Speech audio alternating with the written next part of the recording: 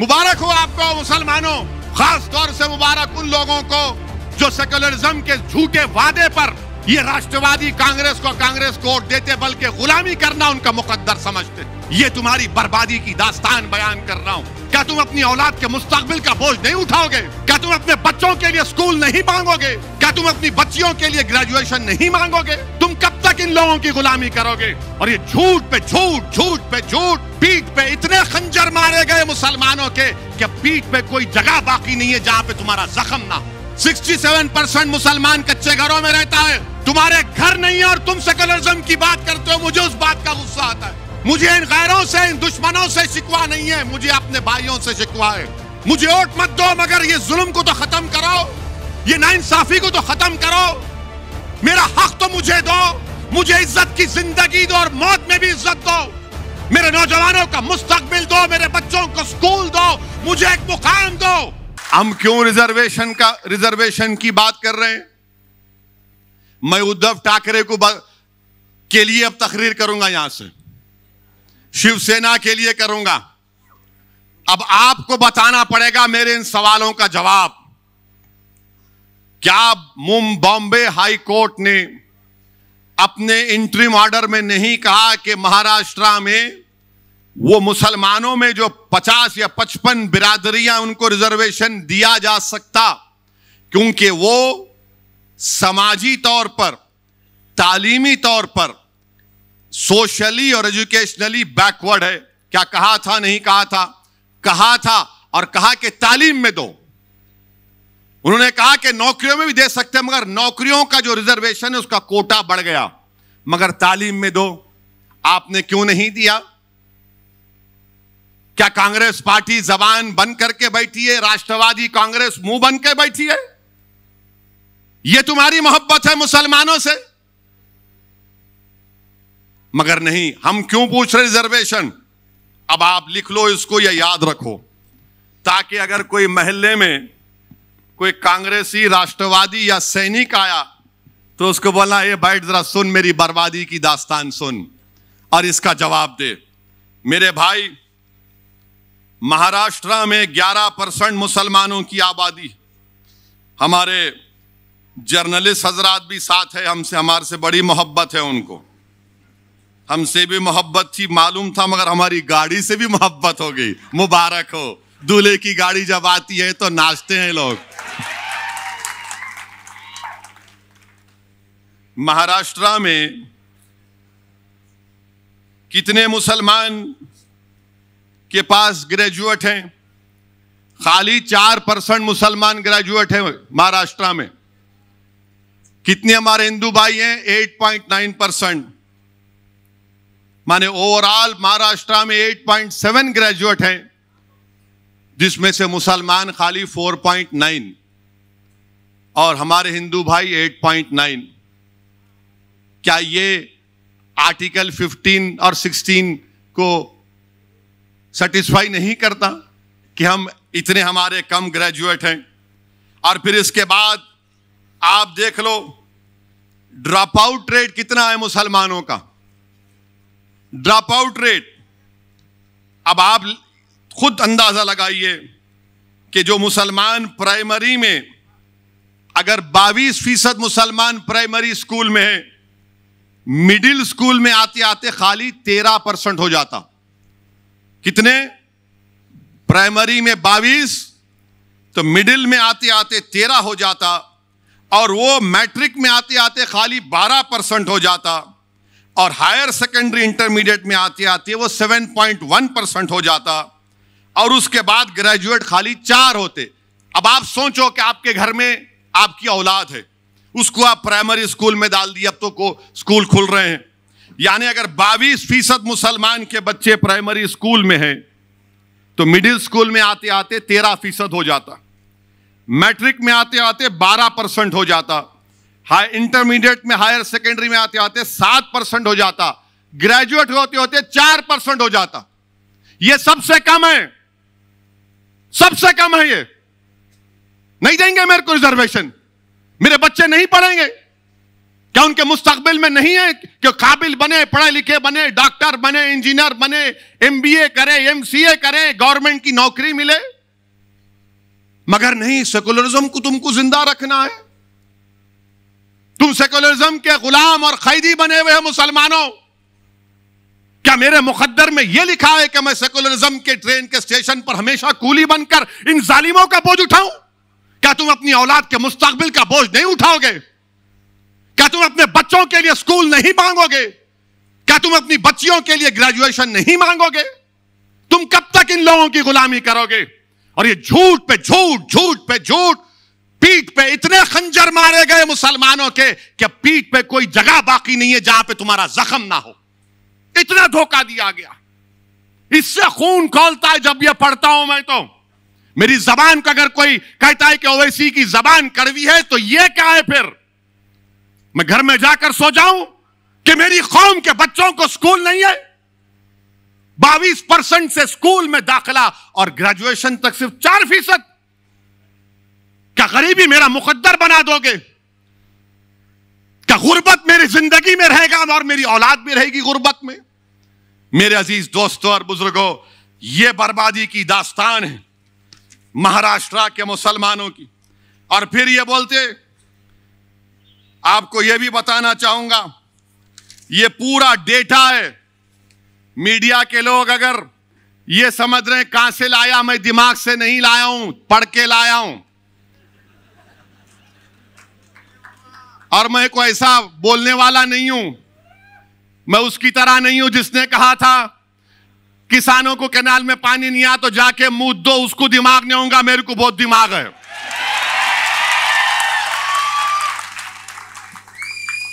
अब आप सुनो, पूरे महाराष्ट्र में कितनी जमीनें, एग्रीकल्चर लैंड कितनी है मुसलमानों के पास रूरल एरिया में। और वो मुसलमानों को मैं याद दिला रहा हूं जो उस वक्त असेंबली के इलेक्शन में जो बैंड बाजा की पार्टी बने हुए थे कांग्रेस राष्ट्रवादी के लिए, सेकुलरिज्म सेकुलरिज्म, वोट दो वैसी आ जाएगा। अब बोलो, देखो कितनी जमीन तुम्हारे पास है, जिरात की जमीन, एग्रीकल्चर जमीन, देही इलाकों में। मराठाओं के पास, जिनके पास कोई जमीन नहीं है जिरात की, मराठाओं के 8.66% हैं जिनके पास एग्रीकल्चर की कोई जमीन नहीं है। कितने मुसलमानों के पास एग्रीकल्चर की जमीन नहीं है? अच्छा, यहां कोई गांव से आया, कोई गांव में जमीन है तुम्हारी, हाय तो हाथ उठाओ, डरो मत, नहीं डरो। कितने, 1 2 जो गांव में जमीन है जिरात की जमीन, कितने खाली 4 हाथ उठे, वहां 5 6।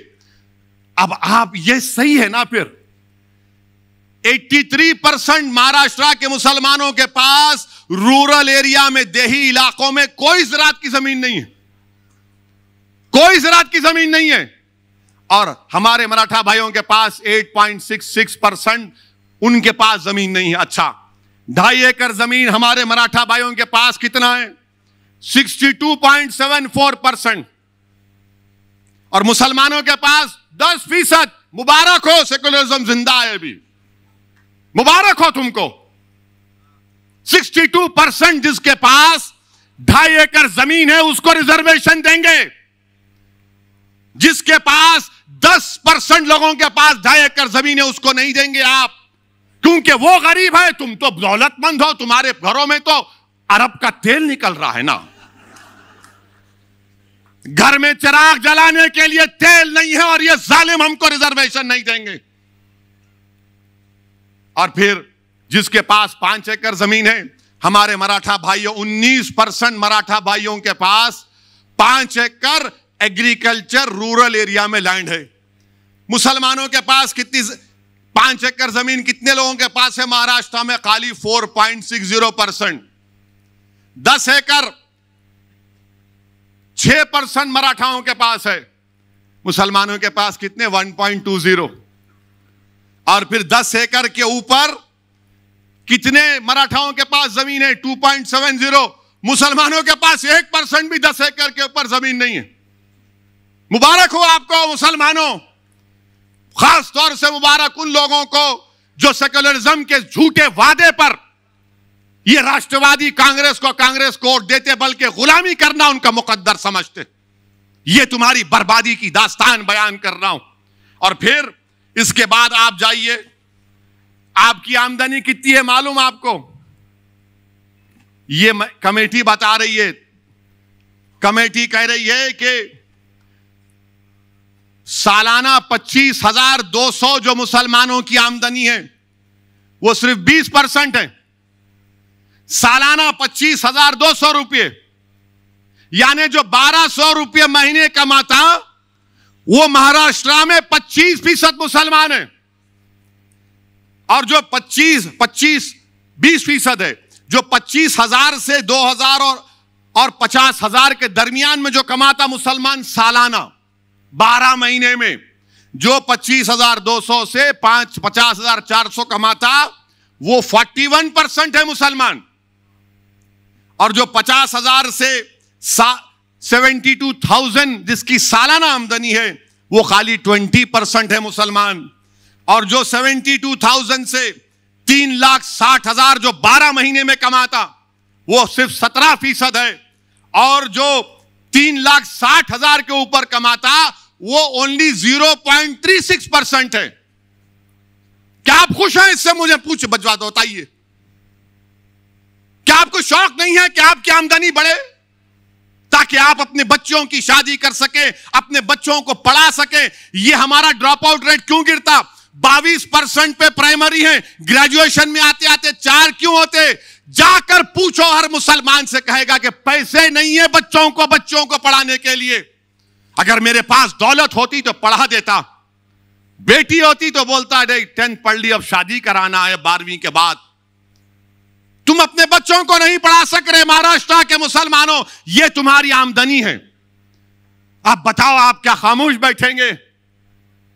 आप फिर अंदाजा लगाइए। और फिर अब ये हमारे मराठा भाइयों की आमदनी क्या है ये भी देख लो आप। ये भी नंबर लाया हूं, पूरी तैयारी करके आता हूं हमेशा।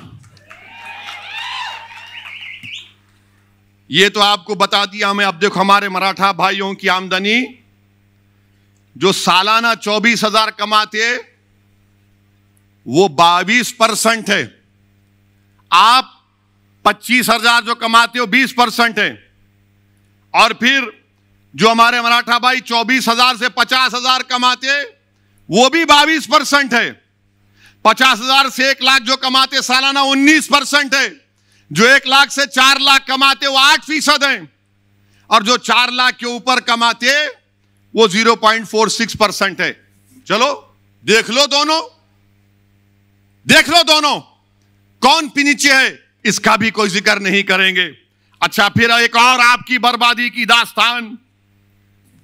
मुसलमानों को अगर बैंक से लोन लेना है, बैंक से लोन मिलना है तो हमको नहीं मिलता, चप्पल घस जाती है हमारी। मिलिया इस नहीं तेरे को, मुबारक। अब किसको वोट देता तू? फिर सेक्युलरिज्म के नाम पे जाता उधर, जाएंगे आप फिर उधर। कितनों को वोट? आप देखो, आप 40% मराठा भाइयों को बैंक से लोन मिलता, मुसलमानों को बैंक कोऑपरेटिव मिला के खाली 5%। वहां 40%, यहां 5%। कोऑपरेटिव सोसाइटियों में 40% मराठा भाइयों को लोन मिलता, मदद मिलती। हमारे पास क्रेडिट सोसाइटी में 2.6। मुबारक हो वो गुलामों को, मुबारकबाद दे रहा हूं जो राष्ट्रवादी कांग्रेस और कांग्रेस का भजन मंडली का काम करते हैं। प्राइवेट मनी लेंडर्स, यानी ये जो प्राइवेट मनी देते, खून चूसते, वो 14% मराठा भाइयों को लोन देते और मुसलमानों को 4%। अच्छा, दोस्त अहबाब जो मराठा भाइयों को मदद करते हो 2% और मुसलमानों में 17%। ये डेटा है। आप अभी बताओ आप क्या करेंगे अब आप? इसीलिए मजलिस इत्तेहादुल मुस्लिमीन ने तय किया कि रिजर्वेशन मुसलमान के लिए जरूरी है महाराष्ट्र के। अच्छा, गुर्बत कितनी है, पॉवर्टी पूरे महाराष्ट्र में, रूरल एरिया में 28% मुसलमानों में, देही इलाकों में, शहरी इलाके अर्बन इलाके में 15.6। हमारे हिंदू भाइयों में पॉवर्टी रूरल देही इलाकों में 23.8 और अर्बन इलाकों में 6.9। यहां पर भी हम पीछे हैं ना। नहीं दोगे रिजर्वेशन, किसको देगो फिर? ये हमारा ये रिकॉर्ड आपके सामने इसलिए रख रहा हूं। अब आप सुन लो और एक बर्बादी की दास्तान। मुसलमान जो कच्चे घरों में रहता है वो 67% है। महाराष्ट्र में 67% मुसलमान कच्चे घरों में रहता है। तुम्हारे घर नहीं है और तुम सेकुलरिज्म की बात करते हो। मुझे उस बात का गुस्सा आता है। मुझे इन गैरों से, इन दुश्मनों से शिकवा नहीं है, मुझे अपने भाइयों से शिकवा है। मुझे वोट मत दो, मगर ये जुल्म को तो खत्म करो, ये नाइंसाफी को तो खत्म करो। मेरा हक तो मुझे दो, मुझे इज्जत की जिंदगी दो और मौत में भी इज्जत दो। मेरे नौजवानों का मुस्तकबिल दो, मेरे बच्चों को स्कूल दो, मुझे एक मुकाम दो। मैं आसमान से तारे तोड़ने के लाने की बात नहीं कर रहा हूं। ये सब क्या है फिर? मैं कब तक इन घरों में रहूंगा? और आपके पास पक्का घर कितने मुसलमानों के पास? 31%। 31%। और उस घर का भी देख लो मामला क्या है। जो घर बोल रहे थे मुसलमानों के पास 31% घर है। अब आपसे एक सवाल करूंगा और हमारे मीडिया वाले इसका जवाब सुन लेंगे। क्या मुसलमानों के एक घर में 3-4 लोग नहीं सोते? कम से कम 3 लोग तो सोते हैं कमरे में, इस्तेमाल करते। जोर से बोलो, इनको मालूम होना ना, नहीं तो इन्हों हमारे पीछे रहते। अब आप ये बताओ,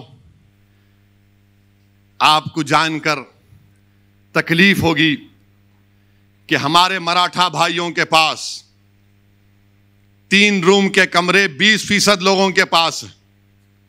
2 रूम का घर 48% लोगों के पास है। 4 रूम का घर 8% लोगों के पास है। 5 से ज्यादा कमरे का घर 3% लोगों के पास है। मेरे पास क्या है? मेरे पास सेकुलरिज्म है, मेरे पास धोखा है। मेरे दादा को धोखा दिए, उनके बाप को दिए, मेरे बाबा को धोखा दिया, अब तुमको धोखा दे रहे हो। नौजवानों, कल मुस्तकबिल तुम्हारा होगा। तुमको अपना हक हासिल करना पड़ेगा।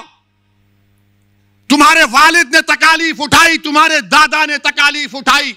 हमने जिन्ना के पैगाम को ठुकराया। हमने भारत को अपना वतन माना और मानते रहेंगे। हमने संविधान को माना मगर जमहूरियत को माना। यह कौन सी जमहूरियत है कि आप मुझे गरीब रख रहे हैं? मेरे अजीज दोस्तों और बुजुर्गों, ये आपके सामने इसलिए कह रहा हूं। अच्छा, कितने मुसलमान स्लम में रहते हैं? महाराष्ट्र की रिपोर्ट कह रही है 54% लोग स्लम इलाकों में रहते। और आपको मालूम, हमारे मराठा भाइयों के पास 76% मराठा भाइयों के पास टॉयलेट है। मुसलमानों के पास खाली 35%। ये डेटा है। मेरे को मालूम है कि कल के बाद हमारे मीडिया वाले, बल्कि आज शाम से शुरू कर देंगे कि शोलापुर में ओवैसी ने भड़काऊ भाषण दिया। अरे थू है तुम्हारी बातों पर, कोई परवाह नहीं है। तुम जो लिखते लिखो, जो दिखाते दिखाओ, मेरी जबान को तुम रोक नहीं पाओगे। यह जुल्म है मेरे मुसलमानों से, यह जुल्म है मुझसे। तुम रिजर्वेशन नहीं देना चाहते, मगर जुल्म क्यों कर रहे मुझ पर? क्यों जुल्म कर रहे मुझ पर? और आपको मालूम, मेरे अजीज दोस्तों और बुजुर्गों, आपके सामने हर चीज को खोल खोल कर बयान कर दिया हूं। अब आप देखो, क्या एक मुसलमान IAS अफसर है महाराष्ट्र में? वो एक है, उन्हें बोल रहा मैं नहीं हूं, मैं हिंदू हूं बोल रहा हूं उन्हें। अल्लाह को मालूम उन्हें क्या है। I don't know. इधर भी है उधर भी है, उन्हें बिन पेंदे का लोटा है, उन्हें भी ऐसा है। और ये जो राष्ट्रवादी और कांग्रेस के बोलते अरे अरे नहीं मियां, उन्होंने आके बोल के चले जाते, उनका क्या है? अरे मैं आके बोल के नहीं जाता हूं, मैं ये तमाम हकीकत बयान कर रहा हूं। और अगर तुमको समझ में नहीं आया तो बुला लो, बैठ के बात करेंगे। अच्छा, एक मुसलमान आईएएस ऑफिसर नहीं है महाराष्ट्र में। आईपीएस ऑफिसर हमारे मराठा भाइयों के 28% आईपीएस ऑफिसर है मराठा भाई। कितने हैं? आपके कितने हैं? 1.9%। बजाओ थाली अब। 28% हैं। उनको रिजर्वेशन देने की बात ये तीनों कर रहे हैं। ये अमर अकबर एंथनी की जोड़ी।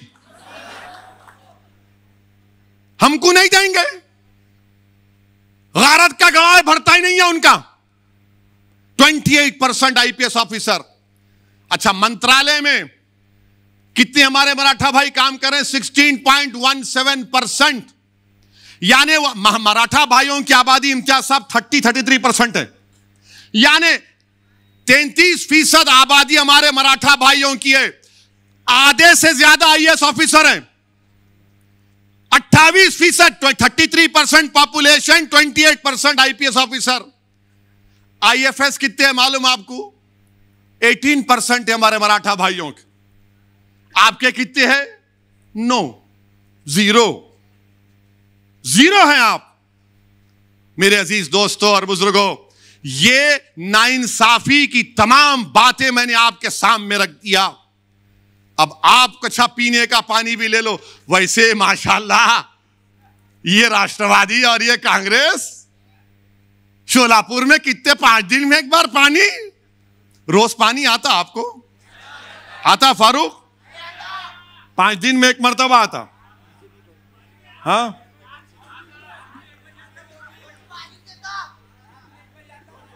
रात में 1 बजे आता। और आता क्या? कितने दिन में आता? तो तुम दोबारा आने देंगे उनको बल्दिया इलेक्शन में? तुम आओगे इंशाअल्लाह ताला। जो पानी नहीं दिए, रिजर्वेशन नहीं दिए, वो घर में बैठेंगे इंशाअल्लाह ताला। यानी ये देखो आप, पानी का भी लिखा हुआ है डेटा। हाँ, अब तुमको मैं मोटर लगा के जा रहा हूं, ये डेटा दे के खींच, अब दबा के मोटर लगा और खींच अपना रिजर्वेशन। अब तुमको मोटर का काम करना है। अब तुम खामोश नहीं बैठोगे, लगाओगे मोटर। राष्ट्रवादी, कांग्रेस, बीजेपी, शिवसेना, मोटर ये देख खींच। ये काम करना है आपको। आपको मालूम कितना पानी मिलता? मराठा भाइयों के घर में 35% पानी का कनेक्शन। आपके पास, मुसलमानों के पास, यानी पब्लिक टैप, पब्लिक सब मिला के कितना है बोलू? Public water tap 46%। अपने पास खाली हैंड पंप। बोरवेल 16% मराठा भाइयों को, यहां पे खाली 4%। आप बताओ मेरे भाई, आप बताइए फिर। अब आप, इसीलिए मजलिस ने इन तमाम बातों को महसूस किया और हमने यह फैसला लिया कि अब और इस पर इंतजार नहीं किया जा सकता। हमको मुसलमानों के जो 50 बरादरियां हैं, जिनको हाई कोर्ट ने कहा कि इनको रिजर्वेशन मिल सकता है, मिलेगा। मराठा भाइयों को सुप्रीम कोर्ट ने भी कह दिया कि इनका डेटा एम्पिरिकल डेटा नहीं है, इनका बैकवर्डनेस का, सोशल एजुकेशनल बैकवर्डनेस का। आप देना है, दो आप, हम रोक नहीं रहे। मगर इंसाफ किससे होगा? इंसाफ ताकतवर से होगा या मजलूम से होगा? इंसाफ किससे होगा बताओ? इंसाफ ताकतवर से होगा, मजलूम से होगा? इंसाफ ताकतवर से होगा या कमजोर से होगा? इंसाफ तो कमजोर से होना चाहिए ना। इंसाफ तो मजलूम से होना चाहिए। ताकतवर को और ताकतवर करना ये इक्वालिटी नहीं है। कमजोर को ताकतवर के मुकाम पर लाना ये इक्वालिटी है, जिसका भारत की संविधान में बाबा साहिब अंबेडकर ने आर्टिकल फंडामेंटल राइट उसको बना दिया, राइट टू इक्वालिटी को। हम तो वही पूछ रहे हैं मेरे अजीज दोस्तों और बुजुर्गों। यही चंद गुजारिशात मुझे आप तक करना था। 11 दिसंबर को चलो मुंबई का प्रोग्राम है, उसमें जरूर शिरकत करिए। अगर आप नहीं आ सकते तो उसके लिए दुआ करिए।